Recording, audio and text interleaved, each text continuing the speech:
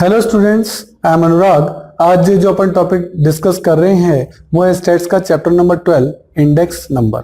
Index number देखिए, basically आपने ये इंडेक्स वर्ड सुना होगा शेयर मार्केट के अंदर कि शेयर मार्केट का इंडेक्स जो आज बढ़ गया, आज कम हो गया।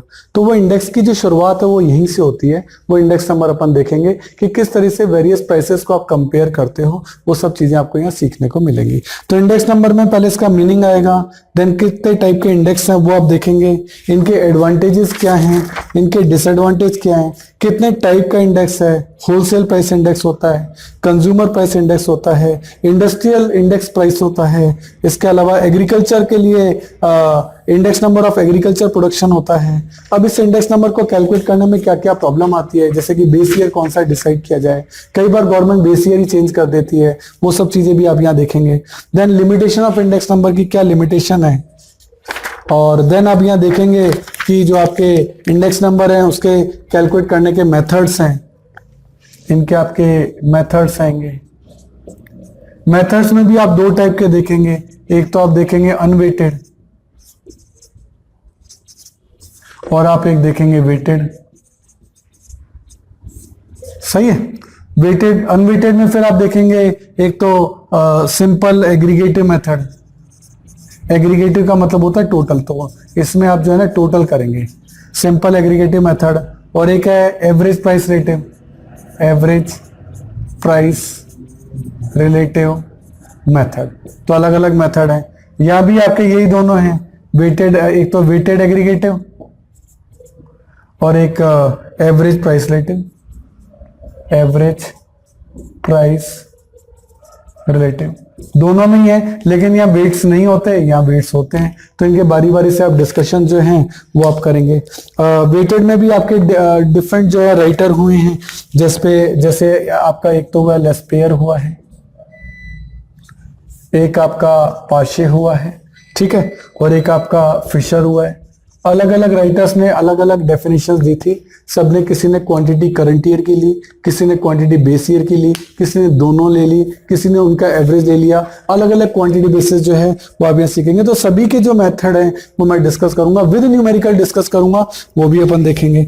इसके अलावा फिशर इंडेक्स को आइडियल इंडेक्स कहा जाता है, क्यों कहा जाता है, उसमें ऐसा क्या कंटेंट है। और इसके अलावा फैमिली बजट मेथड है, होलसेल प्राइस इंडेक्स है, सेंसेक्स क्या होता है, इन्फ्लेशन क्यों होता है, उसमें डिमांड साइड फैक्टर्स कौन से हैं जिनसे इन्फ्लेशन बढ़ता है, सप्लाई साइड फैक्टर कौन कौन से हैं, इंडेक्स नंबर में क्या क्या डिफिकल्टीज आती हैं, उनके कौन कौन से फॉर्मूले हैं, वो सारी कंडीशन आपकी बारी बारी से इसमें आने वाली है। तो आगे के वीडियोज में मैं आपको बताऊंगा, एक तो थ्योरी अपन पूरी डिस्कस करेंगे, फिर टॉपिक वाइज न्यूमेरिकल जो है वो आपके सामने आएगा। थ्योरी से आपको लिखने की जरूरत भी नहीं है, पीडीएफ फाइल में सारे नोट्स दे रखे हैं, आपको जस्ट डाउनलोड करने और उनकी मैं आपको सामने पूरी की पूरी रीडिंग करके, नरेट करके एक एक चीज आपको समझाऊंगा कि वो चीज कैसे होगी। सही है, तो आगे के वीडियो में चलते हैं। अगर आपको मेरे वीडियोस पसंद आ रहे हैं तो देखिए, एक लाइक, शेयर और सब्सक्राइब तो बनता है, तो मेरी खुशी के लिए एक लाइक तो कर दीजिए। देखिए, आपका टाइम बड़ा कीमती है, तो यदि नोट्स लिखने में आप अपना टाइम बचाना चाहते हैं और वर्कशीट भी गेट करना चाहते हैं तो इन सभी की पीडीएफ का लिंक नीचे डिस्क्रिप्शन में गिवन है, आप वहां जाके देख सकते हैं। हेलो स्टूडेंट्स, आज जो अपन टॉपिक कर रहे हैं दिस इज इंडेक्स नंबर।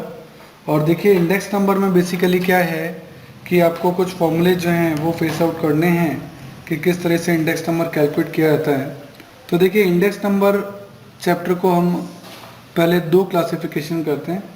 एक तो होता है simple index number, simple index number, ठीक है, और एक होता है वेटेड इंडेक्स नंबर। तो कोई आपसे पूछे इंडेक्स नंबर कितने टाइप के होते हैं, उसका आंसर आ गया ये आपका सिंपल इंडेक्स नंबर और वेटेड इंडेक्स नंबर। कई लोग इस सिंपल इंडेक्स नंबर को अनवेटेड भी कहते हैं, अनवेटेड इंडेक्स नंबर, ठीक है, इस तरीके से भी इसका नाम कहा गया है। अब सिंपल इंडेक्स नंबर में फिर दो क्लासिफिकेशन होते हैं। एक तो होता है एग्रीगेटिव मेथड,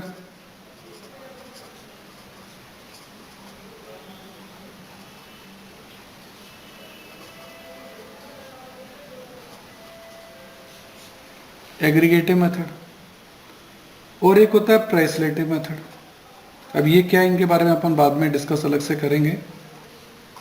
अलग अलग मेथड के नाम हैं, अभी आप इनको कंसिडर कीजिए। तो एग्रीगेटिव मेथड और एक है प्राइस रिलेटिव मेथड। और वेटेड इंडेक्स नंबर में भी वही दो टाइप्स हैं, एग्रीगेटिव मेथड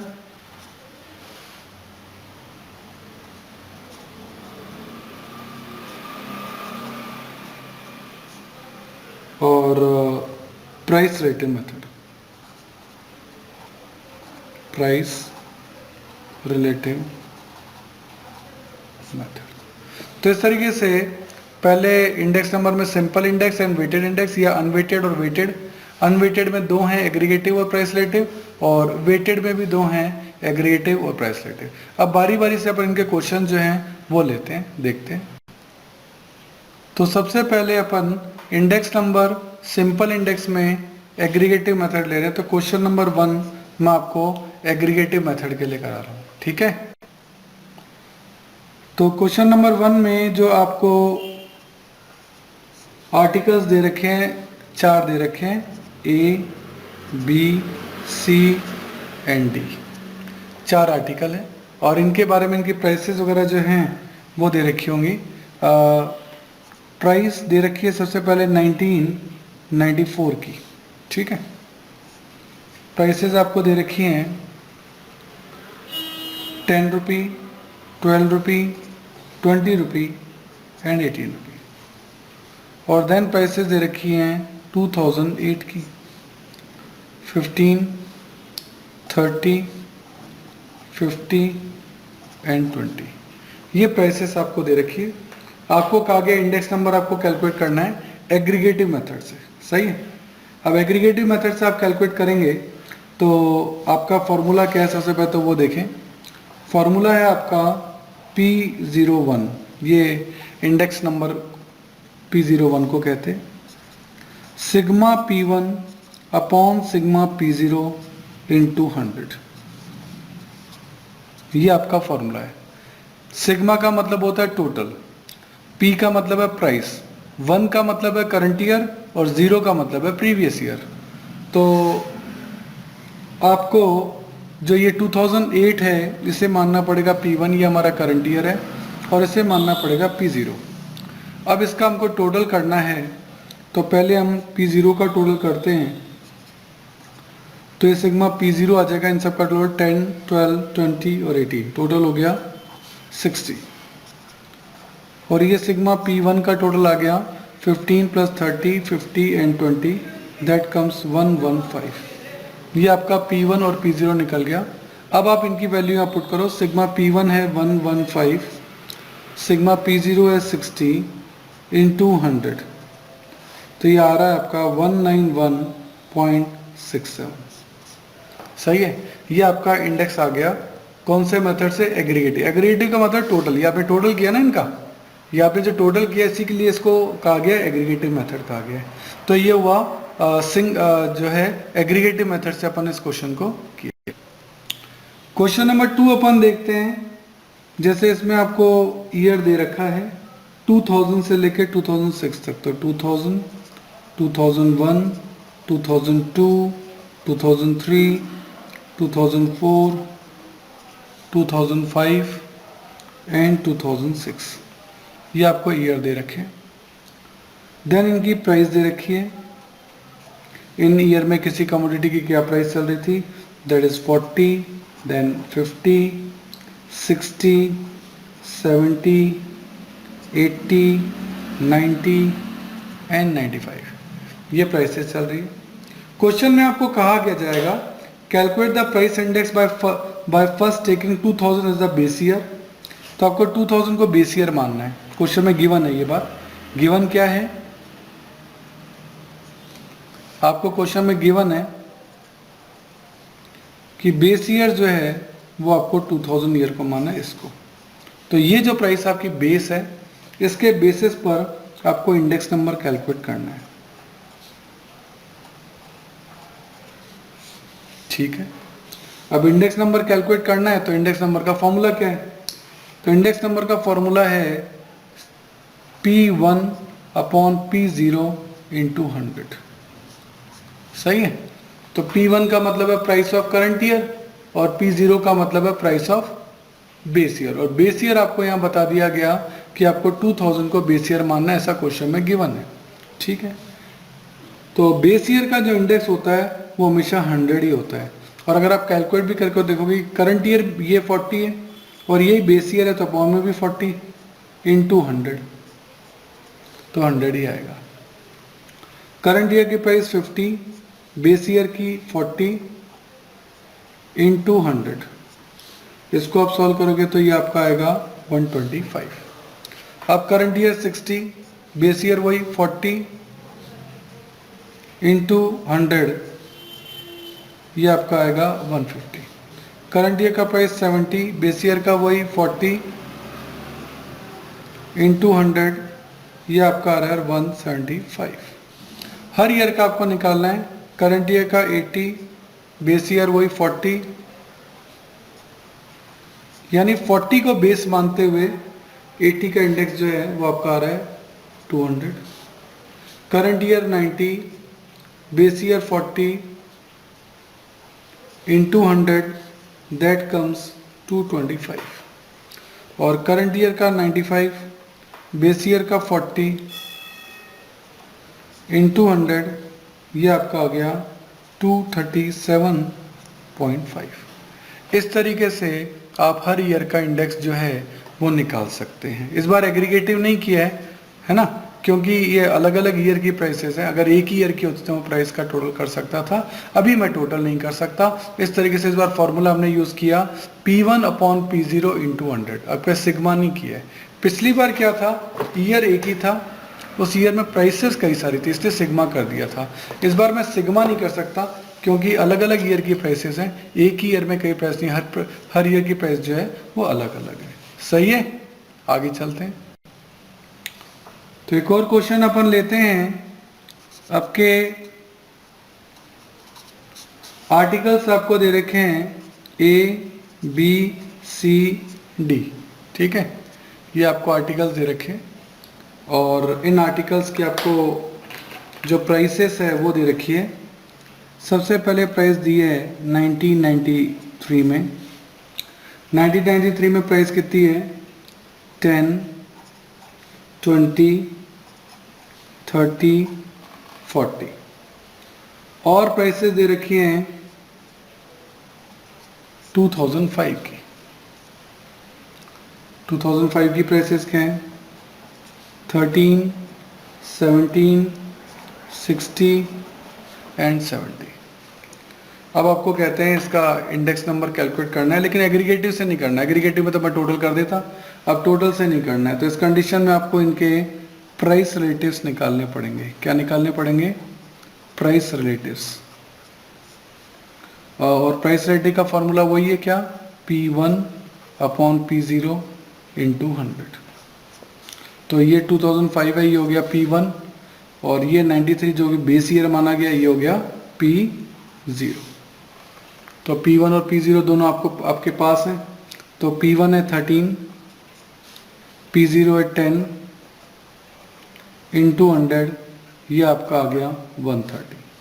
यहाँ P1 है 17, P0 है 20 इंटू 100, ये आपका आ गया 85। यहाँ P1 है 60, P0 है 30 इंटू 100, ये आपका आ गया 200। P1 है 70, P0 है 40 इंटू 100, प्राइस रिलेटिव आपका आ गया 175। पर ध्यान देना ये चारों कमोडिटीज़ की प्राइस अलग अलग है। जब डिफरेंट कमोडिटीज़ का PR निकाला तो इसको एक कैसे करें, तो इसके लिए इसका टोटल करो। अपन प्राइस रिलेटिव को मान लेते हैं कि ये R है, तो मैं निकालना चाहता हूँ सिग्मा R। मैं निकालना चाहता हूँ सिग्मा R। ये इंडेक्स नंबर नहीं है, ये प्राइस रिलेटिव निकाला है। तो सिग्मा R आपका आ रहा है, इन सबको टोटल कर दो, दैट इज़ 590। सभी प्राइसेस का प्राइस रिलेटिव टोटल जो है 590 है। अब अगर आप P01 निकालना चाहते हैं, यानी इंडेक्स नंबर निकालना चाहते हैं, तो फॉर्मूला आपका होता है sigma R upon N। Sigma R यानी प्राइस रिलेटिव दैट इज़ 590, और n का मतलब होता है number of commodities. Number of commodity है 1 2 3 4, ABCD 4 कमोडिटीज हैं, तो नंबर ऑफ आइटम हो गए 4। 590 का जो इंडेक्स है वो टोटल 4 कमोडिटी का इंडेक्स है, डिवाइड बाय 4 कर दें तो एवरेज निकल जाएगा 147.5। ये आपका इंडेक्स नंबर निकल गया। सही है। अब कोई आपसे ये भी पूछ सकता है कि बताओ इंक्रीज कितना हुआ, तो बेस ईयर का इंडेक्स तो 100 है और अभी का निकला है 147, तो 147.5 हो गया जो कि बेस ईयर का 100 था। तो अब कितना इंक्रीज हो गया? इंक्रीज हो गया 47.5 या 47.5%, क्योंकि 100 पर हुआ है। ये क्या निकला? ये निकला आपका इंक्रीज।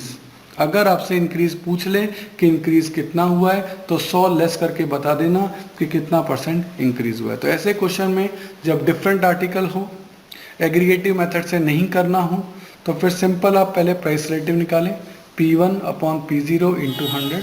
ये आपका प्राइस रिलेटिव निकल गया। पर ये तो 4 कमोडिटीज़ का, हमको तो एक ईयर का चाहिए 2005 का। इन सबको ऐड कर दो, इन सबको ऐड करके नंबर ऑफ आइटम से डिवाइड कर दो। ये ऐड किया 590, नंबर ऑफ आइटम 4, ये आपका 2005 का इंडेक्स नंबर निकल गया। पिछले साल के कंपैरिजन में ये 47.5 जो है इंक्रीज हुआ है। ठीक है, आगे चलते हैं।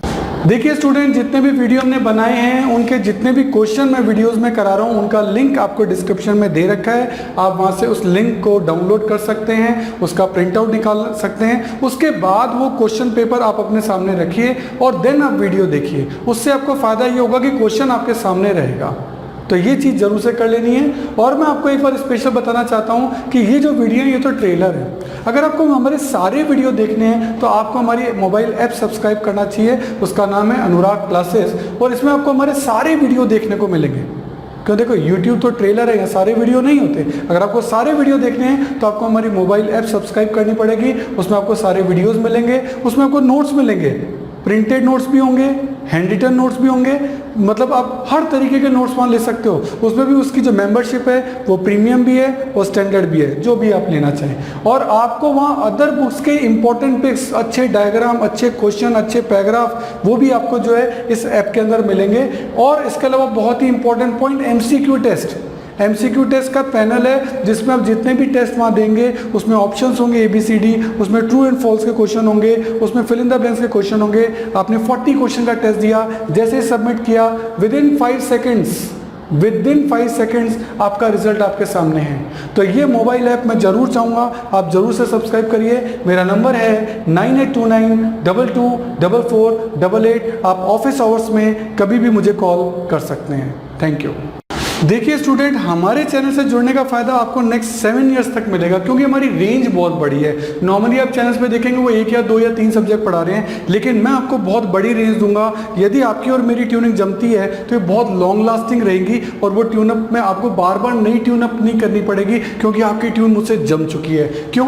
क्योंकि मैं आपको बता रहा हूँ कि मैं 11th में आपकी अकाउंट्स, स्टेट्स और माइक्रो इकोनॉमिक्स लूंगा। 12th में मैं आपकी अकाउंट्स, मैक्रो और इंडियन इको लूंगा।